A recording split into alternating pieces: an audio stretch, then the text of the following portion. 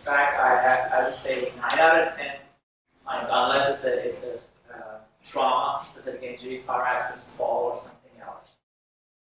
I would say stress is one of the major contributors in any chronic degenerative conditions and problems that I encounter. So one of the first questions I always ask my patients is, you know, when somebody comes and says, well, for the last 6 months, on and off, I've been having this problem. It's progressively gotten worse, and now I've lost feeling, numbness, pain, or neck-related problems. I can't sleep. All these things are going on. Anything specific change in your daily life? Right? Did you have did the workload change? Increased stress level? Family? Death? Whatever. All these things need to be looked at. You really want to get to the root of it. Right? Otherwise, nothing else that's specific has changed in your activity level. Of course, I always tell people, so far so good. You got away with it this month too. Right?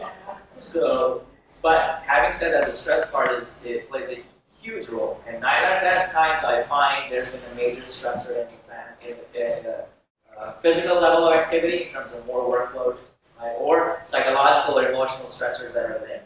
They will impact. And those are those funny nerve-related problems. They just don't go away. The person keeps going through the system over and over. Well, my arm is just not getting better.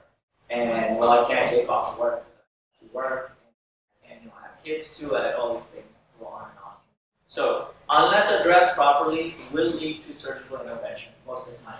And the outcomes are poor in my experience. Because I've seen plenty of patients who end up getting tongue release surgeries. Once in a while, some people do okay with it. And then that leads to this not, well, that's a little bit better. Further up in the chain, release here too, right? Lateral release. Okay, that's not working. Let's go further up. So, it goes up further and further and further. And unless the underlying problem is addressed, which is... I changed careers. which is changing careers, yeah. Right? And remember, it's usually, and this is one of the big things I was going to mention, it's not the object. Object being external stressors that are coming at you, usually. Because you have 10 people, and if they're dealing with the same amount of stress, not everybody's going to react that way. Some people can handle stress better. Some people, there's a whole range of things going on. So your genetics, what your mom and dad gave you, will also impact your ability to heal from things. And some of those people will recover faster. And whether it's from psychological or physical or repetitive stress or whatever it might be. So you have to figure out what works for you. And if it doesn't work, you got to get out of it. That's just the way it works. I know sometimes there are no options. It's difficult. Or you have to take more time, get more time to manage that issue. So improve your resilience or ability to handle that stress. Whether you need to exercise, you need to go, you need to pray, you need to, whatever you need to do, you do. You have to address this. Okay. So you're right. It does affect the physiology, absolutely, right? And meaning the psychological stressors break down stuff physically also. It's going to start impacting your ability to heal. So that is a major thing I address with a lot of my patients that come in, because a large percentage of people are living in big cities. It's very common. You're dealing with traffic, you're dealing with work, and all those different things. So that really impacts what's going to happen. Okay. So just to kind of show you guys what I think of, what I look at as in terms of sitting, since this whole thing is about computers, right?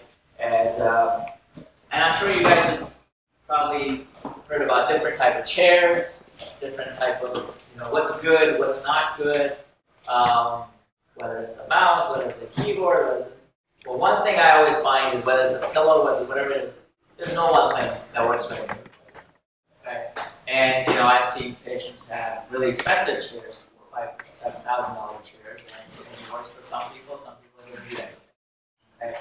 Because even if you fit the person right, as the gentleman was asking me, what are the positioning, the alignment, all these other things, there are too many other things going on, such as the workload is too high, stress level is too high, person doesn't get up and move around enough otherwise, or exercise outside of that job we're doing. And thus, you get the best equipment you want, it doesn't change the problem. Okay? So those things have to be also addressed. I personally think equipment is secondary. This is my take. In fact, we recently went through a transition that took place. We're on a computerized system now, Target. at St. Louis Hospital. I believe it was mandated by the government that all the hospitals would be switching to that system. So even in my department, with a lot of PTs work there, and they know this stuff, but quite a few of them are having problems with computers. One, they don't use them that often, some of them, so they're not used to it. And the second thing is